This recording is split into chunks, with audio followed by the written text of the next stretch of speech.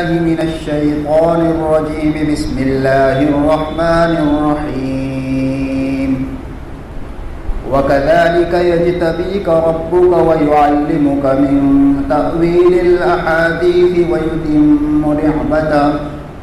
ويتم نعمته عليك وعلى آل يعقوب كما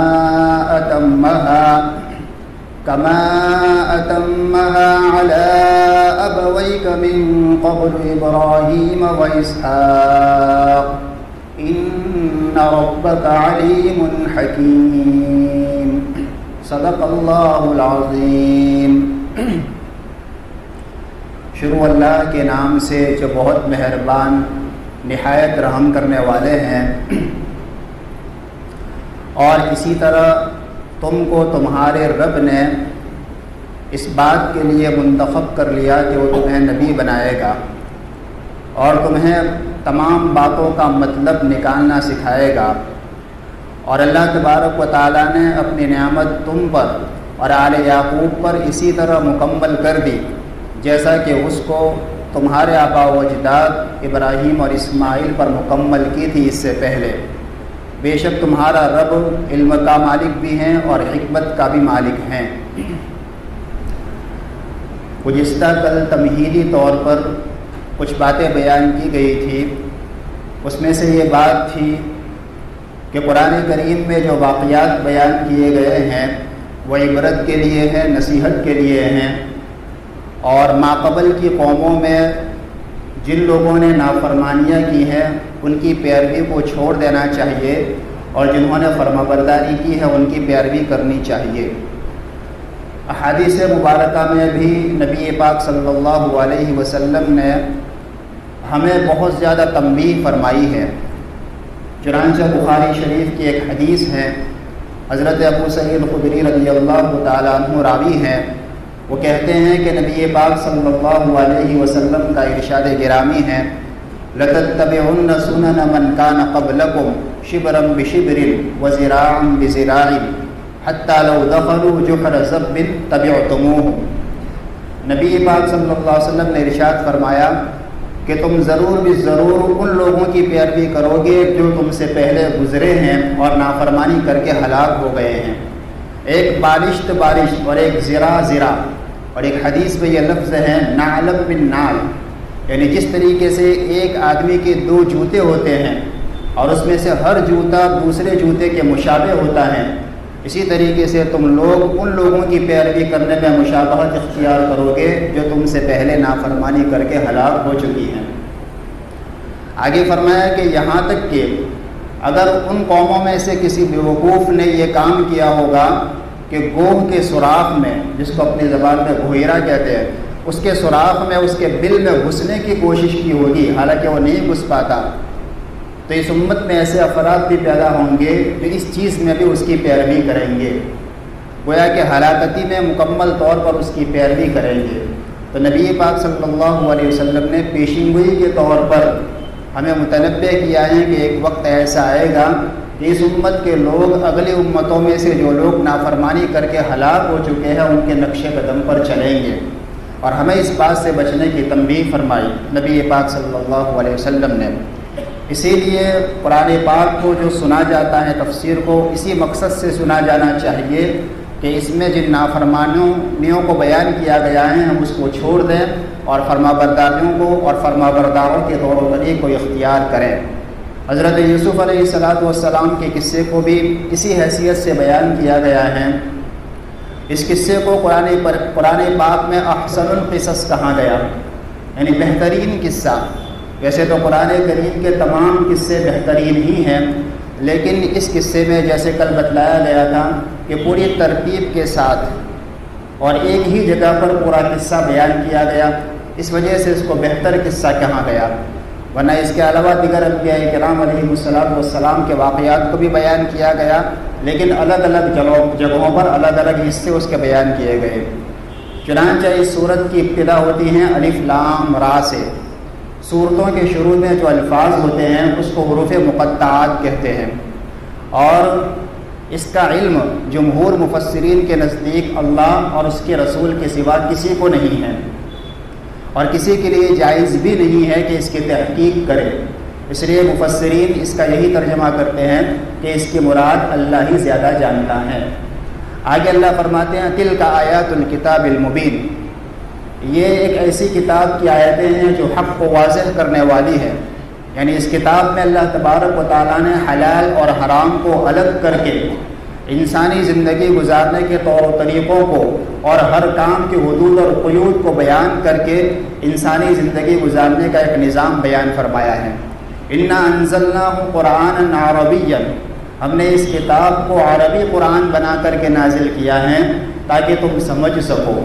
یہ عربوں کو کہا گیا کیونکہ قرآن کریم عرب میں نازل ہوا، اور پھر قرآن عرب متقدمین عرب کی زبان میں، اور ان کے لیے قرآن کریم نازل ہوا۔ براہ راست قرآن کریم کے مخاطب وہ تھے، اور اس کے بعد پھر ان کے واسطے سے ساری دنیا نے قرآن کو پڑھا، سیکھا اور سمجھا۔ اور چونکہ پرانے جو عرب تھے وہ بالکل تکلف سے خالی تھے، وہ دو ٹوک سیدھی سادھی بات کہنے، سننے اور سمجھنے ہی کے قائل تھے۔ ان کے وہاں کوئی قواعد، قانون، ترتیب وغیرہ نہیں ہوا کرتی تھی، اسی لیے اللہ تبارک و تعالیٰ نے قرآن کریم بھی اسی ترتیب سے نازل کیا کہ جس وقت جس بات کی ضرورت ہوتی تھی اللہ تعالیٰ اس کو بیان فرما دیتے تھے، اور پورا قصہ، اس کا پس منظر، ساری چیزوں کو بیان کرنے کی ضرورت محسوس نہیں کی۔ نحن نقص علیک احسن القصص، اللہ تعالیٰ فرماتے ہیں نبی پاک صلی اللہ علیہ وسلم سے کہ اے پیغمبر صلی اللہ علیہ وسلم، جو قرآن ہم نے وحی کے ذریعے سے آپ پر نازل کیا ہے، ہم اس قرآن کے ذریعے سے ایک بہترین قصہ آپ کو سناتے ہیں، اور اس قصے سے آپ پہلے بے خبر تھے، یعنی آپ پڑھے ہوئے بھی نہیں تھے اور پہلے سے آپ کو معلوم بھی نہیں تھا، لیکن چونکہ آپ کو عرب کے یہودیوں کی طرف سے آزمائش اور امتحان کے طور پر اس بات کا مکلف بنایا گیا ہے کہ آپ حضرت یوسف علیہ السلام کے قصے کو بیان کریں، اس لیے ان کو عاجز کرنے کے لیے اور دلیل کے طور پر ان کے سامنے قصہ بیان کرنے کے لیے آپ کے سامنے ہم یہ قصہ بیان کرتے ہیں۔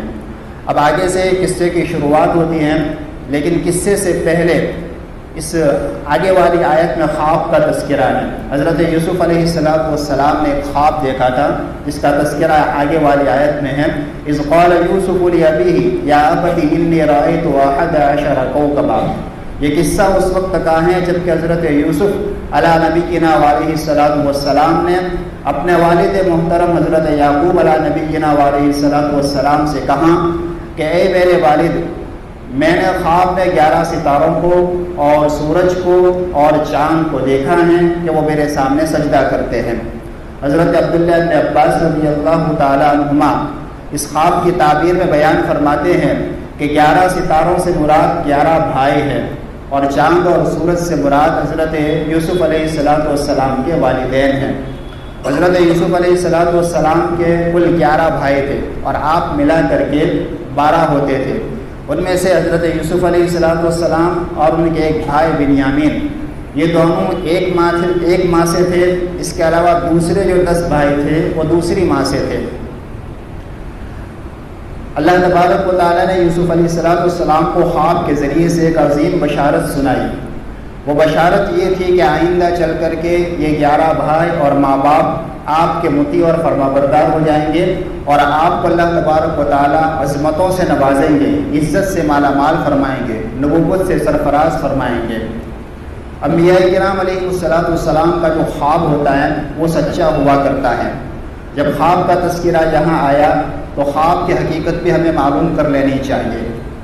انسان جب سو جاتا ہے یا بے ہوش ہو جاتا ہے، اس وقت اس کا ظاہری بدن جب کام کرنا چھوڑ دیتا ہے تو دن بھر میں جو کام کیے ہوئے ہوتے ہیں اس وقت اس کی جو قوت خیالیہ ہوتی ہیں، سوچنے کی جو قوت ہوتی ہے، اس کے سامنے کچھ چیزوں کو ظاہر کرتی ہیں، اس کو خواب کہتے ہیں۔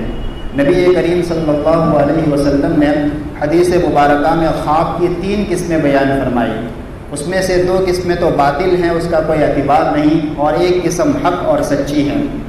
خواب کی ایک قسم کو حدیث میں حدیث النفس کہا گیا۔ حدیث النفس کا مطلب یہ ہے کہ آدمی دن بھر میں جو کام کرتا ہے، بولتا ہے، سوچتا ہے، دیکھتا ہے، جب وہ سوتا ہے تو وہی منظر اس کے سامنے آتے ہیں، اس کی کوئی حقیقت نہیں۔ دوسری قسم تصویر الشیطان، شیطان کی طرف سے اس کو بہکایا جاتا ہے۔ کبھی کبھار برے اور ڈراؤنے خواب دکھا کر کے شیطان اس کو ڈر میں مبتلا کرتا ہے، مایوس کرنا چاہتا ہے، اور کبھی خوشخبری والے خواب دکھا کر کے اس کو تکبر میں، گھمنڈ میں مبتلا کرتا ہے، اس کی بھی کوئی حقیقت نہیں۔ اور تیسری خواب کی ایک قسم ہے جس کو سچا خواب کہا گیا، جو اللہ تبارک و تعالیٰ کی طرف سے عامتاً اپنے نیک اور مومن بندوں کو بشارت کے طور پر یا آئندہ آنے والے حالات کی تنبیہ کے طور پر بتائے جاتے ہیں۔ اس خواب کو حدیث میں نبوت کا ایک حصہ کہا گیا ہے۔ یہ سچا خواب نبوت کا 46واں حصہ ہے، اور نبوت کا 46واں حصہ اس لیے کہا گیا کہ نبی پاک صلی اللہ علیہ وسلم کے اوپر وحی کا سلسلہ 23 سال تک جاری رہا۔ ان 23 سالوں میں سے پہلے 6 مہینے جو گزرے ہیں وہ اس طرح گزرے ہیں کہ خواب کے ذریعے سے اللہ تبارک و تعالیٰ وحی نازل فرماتے تھے، اور 23 سال کو اگر 6 مہینوں میں تقسیم کر دیا جائے، 6 ماہیوں میں تقسیم کر دیا جائے تو 46 بنتے ہیں۔ ان 46 میں سے ایک 6 مہینے اللہ تبارک و تعالیٰ نے خواب دکھلائے نبی پاک صلی اللہ علیہ وسلم کو، اور بقیہ 45 چشماہیہ 45 6 مہینے براہ راست اللہ تبارک و تعالیٰ کی طرف سے وحی نازل ہوئی۔ اسی لیے نبی پاک صلی اللہ علیہ وسلم نے مومن کے خواب کو نبوت کا 46واں حصہ کہا۔ گویا کہ نبوت کا ایک حصہ اب بھی موجود ہے اور باقی ہے، لیکن حصہ باقی ہے، پوری نبوت باقی نہیں ہے۔ کوئی اس سے یہ نہ سمجھ لے کہ جب نبوت کا حصہ باقی ہے تو اب بھی کوئی نبی ہو سکتا ہے۔ قرآن اور حدیث اور پوری امت کے اجماع سے یہ بات ثابت ہے کہ نبی پاک صلی اللہ تعالیٰ علیہ وسلم آخری نبی ہیں، آپ کے بعد کوئی نبی آنے والا نہیں ہے۔ یہ الگ بات ہے کہ نبوت کا ایک حصہ کبھی کبھی اللہ تبارک و تعالیٰ نیک بندوں کو سنا دیتا ہے، بتا دیتا ہے، دکھا دیتا ہے، لیکن حصہ ہونے سے پوری نبوت ہونا لازم نہیں آتا۔ جیسے کسی آدمی کے پاس کوئی مشین ہو، موبائل ہو مثال کے طور پر، اور اس موبائل میں سے جہاں سے آواز آتی ہے وہ مائک کسی آدمی کے پاس ہو، تو مائک والا آدمی یہ نہیں کہہ سکتا کہ میرے پاس پورا موبائل ہے۔ اگر وہ یوں کہے گا کہ میرے پاس موبائل ہے تو ساری دنیا اس کو بیوقوف کہے گی۔ اسی طریقے سے اب اسی بات کو لے کر کے کہ سچا خواب نبوت کا 46واں حصہ ہے، کوئی آدمی یہ کہے کہ مجھے نبوت دی گئی ہے، میں نبی ہوں، تو ساری دنیا اس کو بیوقوف کہے گی۔ تو بہرحال خواب کی یہ قسم اب بھی موجود ہیں، اور نبی پاک صلی اللہ علیہ وسلم نے اس کو نبوت کا 46واں حصہ قرار دیا ہے۔ خواب سے متعلق یہ بات یاد رکھنی چاہیے کہ اگر اچھا ہو یا برا ہو، نبی پاک صلی اللہ علیہ وسلم نے حدیث میں یہ تعلیم دی ہے کہ اگر کوئی خواب دیکھے تو اس کو 2 ہی آدمیوں کے سامنے بیان کرے، یا تو ایسے آدمی کے سامنے بیان کرے جو عالم ہو، عاقل ہو، سمجھدار ہو اور خواب کی تعبیر کو جانتا ہو، اور دوسرا وہ دوست اور ہمدرد ہو۔ اس لیے کہ خواب کا معاملہ ایسا ہے کہ آدمی جب خواب بیان کرتا ہے اور سامنے والے کی طرف سے جیسی اس کی تعبیر بیان کی جاتی ہے ویسا ہی اللہ تبارک و تعالیٰ کی طرف سے فیصلہ کیا جاتا ہے۔ لہذا جاننے والے کے سامنے بیان کیا جائے تاکہ وہ صحیح تعبیر دے، اور اپنے مخلص دوست اور ہمدرد کے سامنے بیان کیا جائے تاکہ وہ اس کی صحیح تعبیر دے۔ حضرت یوسف علیہ السلام نے بھی چونکہ خواب دیکھا، اور خواب میں اس بات کی طرف اشارہ کیا گیا کہ ایک زمانہ ایسا آنے والا ہے کہ یوسف علیہ السلام کے بھائی اور ماں باپ سب ان کے مطیع اور فرمانبردار ہو جائیں گے، اور آگے والی آیتوں میں اللہ تبارک و تعالیٰ نے حضرت یوسف علیہ السلام کی نبوت کی بشارت کو بھی بیان فرمایا ہے۔ تو چونکہ نبی کا خواب سچا ہوتا ہے تو گویا کہ اسی آیت کے ذریعے سے حضرت یوسف علیہ السلام کو آگے چل کر کے نبی بننے کی بشارت دی گئی۔ چنانچہ ایسا ہی ہوا، آگے چل کر کے حضرت یوسف علیہ السلام مصر پہنچے اور وہاں کے حاکم اور بادشاہ بنے، اور سارے بھائی اور والدین سب ان کے مطیع اور فرمانبردار بنے، جو تفصیلی قصہ ہیں جو انشاءاللہ آہستہ آہستہ آئے گا۔ اللہ تبارک و تعالیٰ عمل کی توفیق عطا فرمائے۔ سبحان اللہ وبحمدہ، سبحانک اللہم۔ جمعہ کا دن ہے، درود شریف کا اہتمام فرمائیں۔